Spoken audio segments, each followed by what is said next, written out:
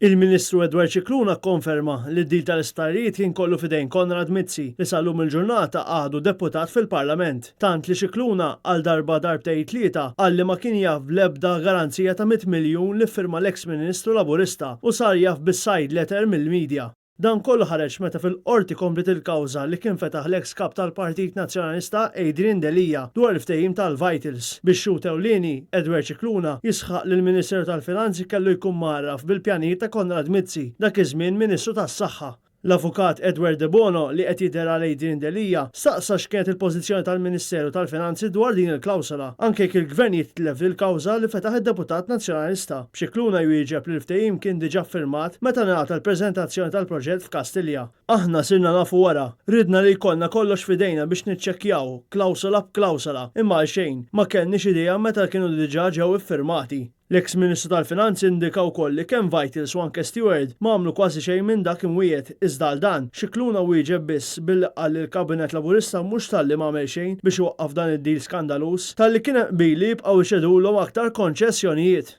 Cicluna fakkar kif kien se jaħallaq urġenti mal-eks Prim Ministru Muscat f'Ġunju jew Lulju fl-2016 biex jingħati kopji tal-ftehim, iżda baqa' mara xejn. Dwar nuqqas ta' xogħlijiet fl-isptarijiet, Cicluna qal li dwar dan jaf daqskemm jafu n-nies fit-triq u farfar kollox fuq il-Ministeru tas-Saħħa.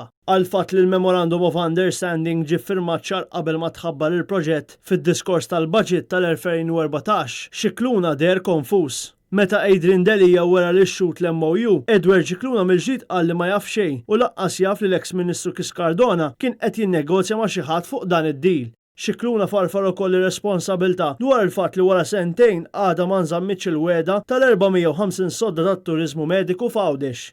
Wara xedt Adrian Said li serva bħala kap eżekuttiv ta' Project Malta sal-2015 li qal li skopra bin-negozjati kif ukoll bl-MOU tal-2014 mill-medja u li l-entità ma kellha ebda vuċi fl-evalwazzjoni bil-kumitat jintażel direttament minn Konrad Mizzi li kellu jirrapporta mill-ġdid direttament lilu. Intant fis-seduta sar magħruf li kellu jixed l-eks Prim Ministru Joseph Muscat iżda hu daħħal applikazzjoni biex jipposponi x-xhieda tiegħu għaliex kien imsiefer filwaqt li Konrad Mizzi ħarab mix-xhieda wkoll għaliex ħass is-sintomi tal-COVID-19 u qiegħed fi kwarantina sakemm jistenna r-riżultat tal-swab test. Adrian Delija ma kienx kuntent b'dawn l-iskużi meta l-qorti dedikat 3 sigħat tas-seduta bl-avukati kollha preżenti u l-menta mal-imħallef Francesco De Pasquale li ma kienx l-ewwel darba li Konrad Mizzi ħarab mix-xhieda tiegħu wara li f'Novembru 2019 f'nofs taqlib politiku kien ġera minn Kastilja lejn il-qorti biex jevita disprezz lejn l-sedja. Din il-kawża se tkompli fit-18 ta' Jannar li ġej f'nofsinhar bix-xhieda ta' Joseph Muscat u Konrad Mizzi.